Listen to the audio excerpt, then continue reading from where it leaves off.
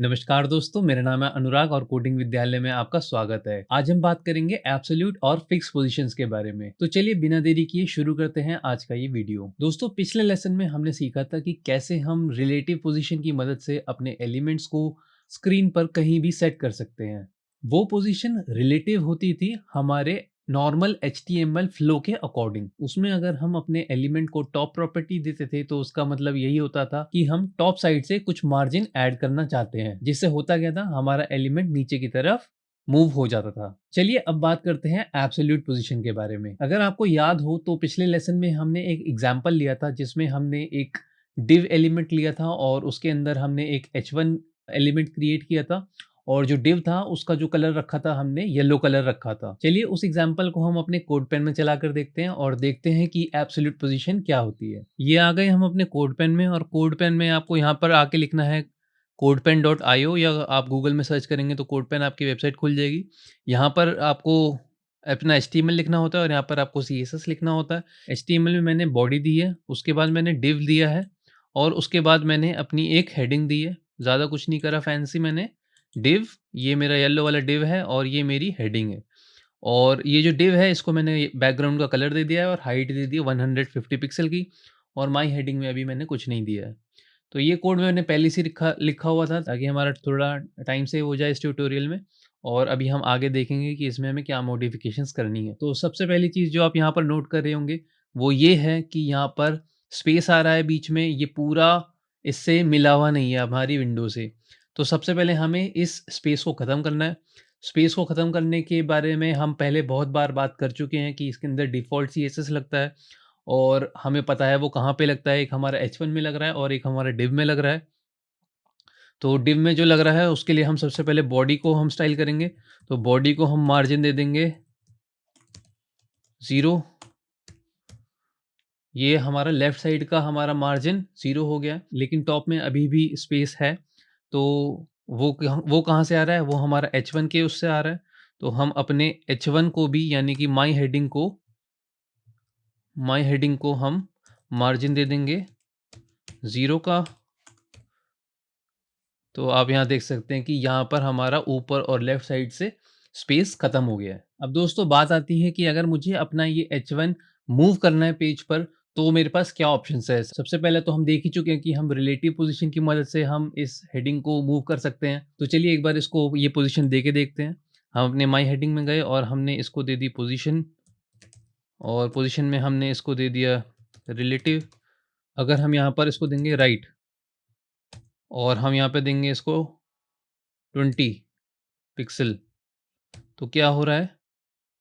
आप देख सकते हैं कि हमारा टी यहाँ से कट गया। अगर मैं इसको यहाँ पे 120 पिक्सल दे दूँ, तो यहाँ पर मेरी काफ़ी सारी हेडिंग यहाँ पर कट गई है और ये स्क्रीन से बाहर जा रही है। लेकिन अगर मैं अपनी इस H1 को रिलेटिव पोज़ीशन देने की बजाय एब्सोल्यूट पोज़ीशन दूँ, तो आप देखिएगा कि क्या होता है।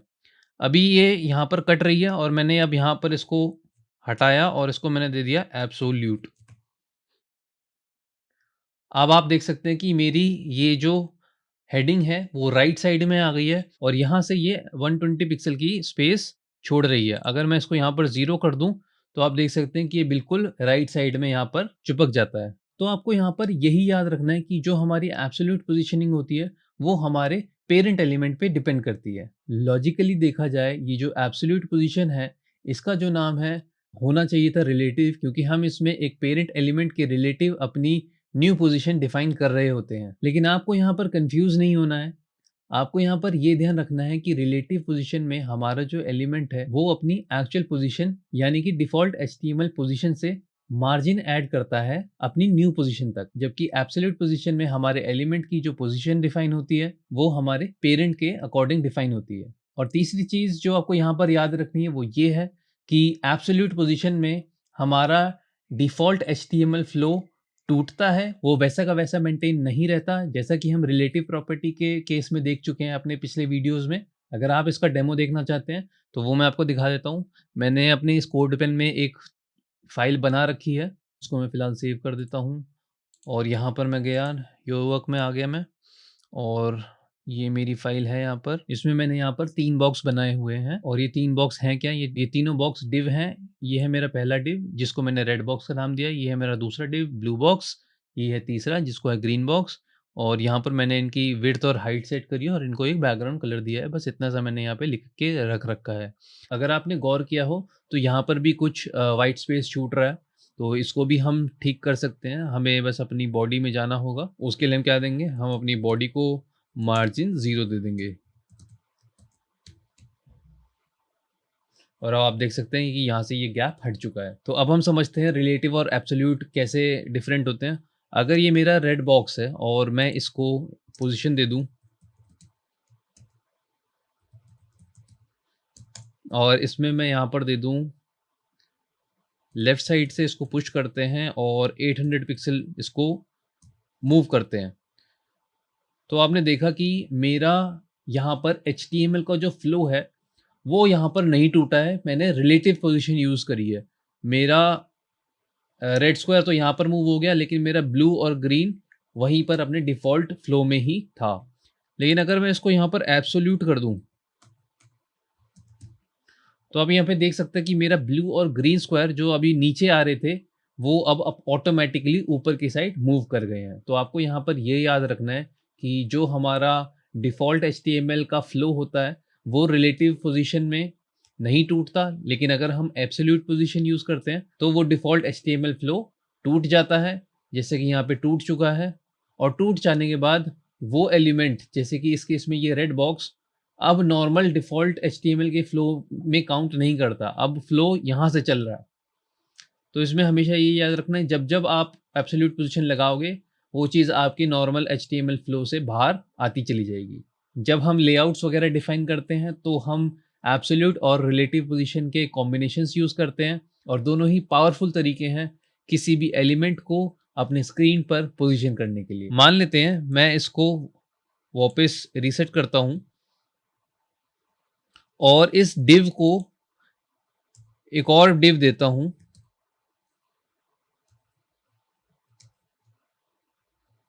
और इसको मैं देता हूँ क्लास कंटेनर और यहाँ पर मैं इस डिव को क्लोज कर देता हूँ और अब मैं कंटेनर को स्टाइल करता हूँ और कंटेनर में मैं विड्थ दे रहा हूँ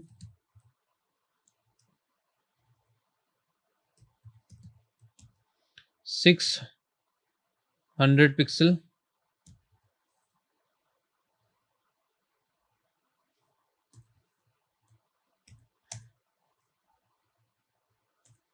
और इसको हाइट दे रहा हूँ मैं 600 पिक्सल, 620 दे देते हैं। 620 पिक्सल अगर मान लेते हैं कोई गैप ऐप आ गया तो। और इसको एक बैकग्राउंड कलर भी दे देते हैं यहाँ,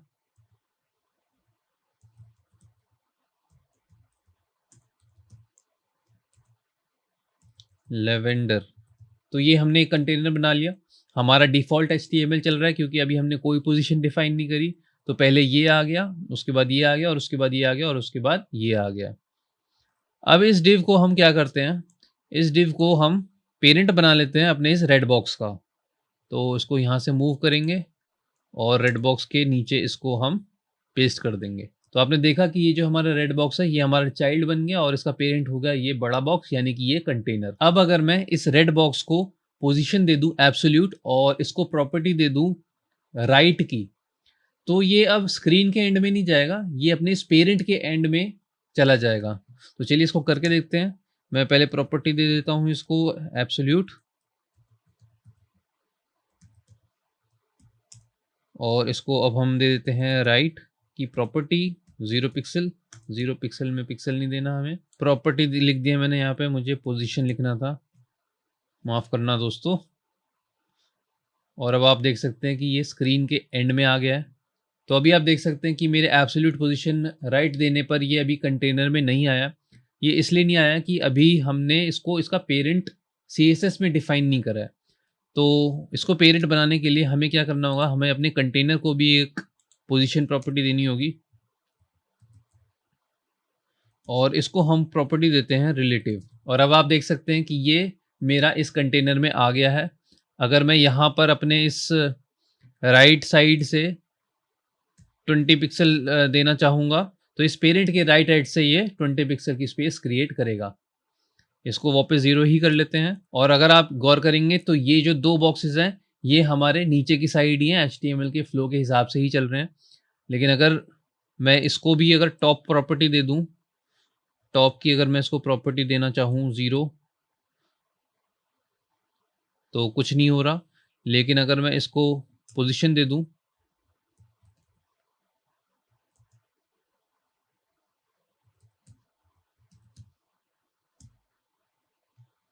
तो आप देख सकते हैं कि मेरा ये ब्लू बॉक्स अब इस कंटेनर में आ गया है। और इसी तरह अगर मैं अपने ग्रीन बॉक्स को भी प्रॉपर्टी दे दूँ, पोजीशन एब्सोल्यूट,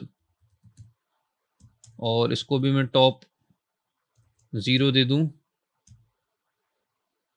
तो ये भी यहाँ पर आ गया। और मैं इसको यहाँ पर लेफ्ट प्रॉपर्टी भी दे देता हूँ। लेफ्ट प्रॉपर्टी हम देंगे इसको 200 पिक्सल। तो आप यहाँ पे देख सकते हैं कि ये ग्रीन बॉक्स अब बीच में आ गया है। इसको मैं थोड़ा-सा स्पेस दे देता हूँ और 210 पिक्सल कर लेता हूँ। चलिए दोस्तों, अब हम एक काम करते हैं, अब हम समझते हैं फिक्स पोज़ीशन को। तो फिक्स पोज़ीशन को समझने के लिए सबसे पहले हम एक छोटा-सा काम करते हैं। फिक्स पोज़ीशन के लिए हमें इसके अंदर, इस पेज के अंदर थोड़ा और कंटेंट ऐड करना होगा। तो मैं क्या करूँगा, मैं अपने यहाँ पर जाऊँगा और मैं यहाँ पर दूँगा एक h1 टैग, और यहाँ पर दूँगा मैं कुछ भी, दिस इज़ माय हेडिंग, और इसको मैं बंद कर दूँगा यहाँ पर। अब मैं इसको यहाँ पे कॉपी कर लेता हूँ और मैं इसको पेस्ट करता रहता हूँ। मैंने काफ़ी बार पेस्ट कर लिया इसको कंट्रोल वी दबाकर, और अब आप देख सकते हैं यहाँ पर मेरा इतना बड़ा पेज आ गया है। अब मैं क्या करूँगा, अब मैं आपको दिखाऊँगा कि फिक्स्ड प्रॉपर्टी कैसे काम करती है। तो इसके लिए हम क्या काम करते हैं, इसके लिए हम ये ग्रीन वाले बॉक्स के एग्ज़ाम्पल की मदद से समझते हैं। तो मैं यहाँ पर आ गया ग्रीन वाले बॉक्स में, ये ग्रीन बॉक्स है मेरा। और अगर मैंने यहाँ पर इसकी ऐप पोजीशन बदल दी फिक्स्ड, तो मैं अगर अपना वेब पेज कितना भी स्क्रॉल कर लूँ, ये मेरा इसी पोजीशन पे रहेगा। अगर मैं इसको यहाँ से टॉप से थोड़ा-सा और दे दूँ, 40 पिक्सल दे दूँ, तो ये यहाँ पर रहेगा, 40 पिक्सल के डिस्टेंस पे रहेगा। बस ये स्क्रीन पर हमेशा फिक्स रहेगा। तो इसके यूज़ की अगर बात की जाए, तो हम जो मेन्यू बार बनाते हैं और जो साइड बार बनाते हैं, अगर आपने किसी वेबसाइट में देखा होगा, तो वो इस फिक्स पोज़ीशन की मदद से बनता है। और फिक्स पोज़ीशन से हम किसी भी एलिमेंट को स्क्रीन पर फिक्स कर सकते हैं। अब पोज़ीशन में एक आखिरी प्रॉपर्टी रह गई है जिसको हम कहते हैं स्टिकी। स्टिकी प्रॉपर्टी भी फिक्स्ड प्रॉपर्टी की जैसे ही होती है, सिमिलर होती है। बस इसमें फ़र्क ये होता है कि जब हम फिक्स्ड प्रॉपर्टी यूज़ करते हैं तो वो हमारी स्क्रीन पे फिक्स हो जाती है। उसका कोई लेना-देना नहीं होता कि उसका पेरेंट कहाँ पर है, उसका चाइल्ड कहाँ पर है या उसके और एलिमेंट्स कहाँ पर है। वो स्क्रीन पर फिक्स रहती है। लेकिन जब हम स्टिकी यूज़ करते हैं तो वो फिक्स तो रहती है, लेकिन कब तक? जब तक उसका पेरेंट वहाँ पर उस पेज पर अवेलेबल है। जैसे ही वो पेरेंट भी वहाँ से उस पेज से मूव हो जाता है, यानी कि स्क्रॉल अप हो जाता है, तो वो स्टिकी एलिमेंट भी वहाँ से गायब हो जाता है। तो चलिए इसको और एक बार कोड में देख लेते हैं। तो इसके लिए हम ये रेड वाला स्क्वायर यूज़ करेंगे। ये आ गए हम अपने रेड बॉक्स में, इसको मैं वैल्यू दे देता हूँ स्टिकी। और अब इसको यहाँ से मैं वैल्यू देता हूँ लेफ्ट की, और इसको वैल्यू देता हूँ 400 पिक्सल की। आप देख सकते हैं कि ये यहाँ पर आ गया है। और इसको एक प्रॉपर्टी और देते हैं टॉप की, जिसमें हम टॉप देंगे इसको 50 पिक्सल का। और अब आप देखेंगे कि ये यहाँ पर फिक्स हो चुका है। लेकिन जैसे इसका पेरेंट यहाँ पर आएगा, ये यहाँ से गायब हो जाएगा। तो स्टिकी भी हम लोग यूज़ करते हैं अपने वेब डिज़ाइन प्रोसेस में, तो ये आपको प्रॉपर्टी पता होनी चाहिए। लेकिन अगर आपको कोई भी डाउट होता है किसी भी वक़्त, तो आप एमडीएन का डॉक्यूमेंटेशन खोल के हमेशा देख सकते हैं। तो ये था दोस्तों एक छोटा-सा लेसन जिसमें हमने जाना 3 प्रॉपर्टीज़ के बारे में, जो थी एब्सोल्यूट, दूसरी थी फिक्स्ड और तीसरी थी स्टिकी। उम्मीद करता हूँ आपको कुछ सीखने को ज़रूर मिला होगा। तो मिलते हैं नेक्स्ट वीडियो में, तब तक के लिए खुश रहिए, सीखते रहिए एंड ऑल द बेस्ट।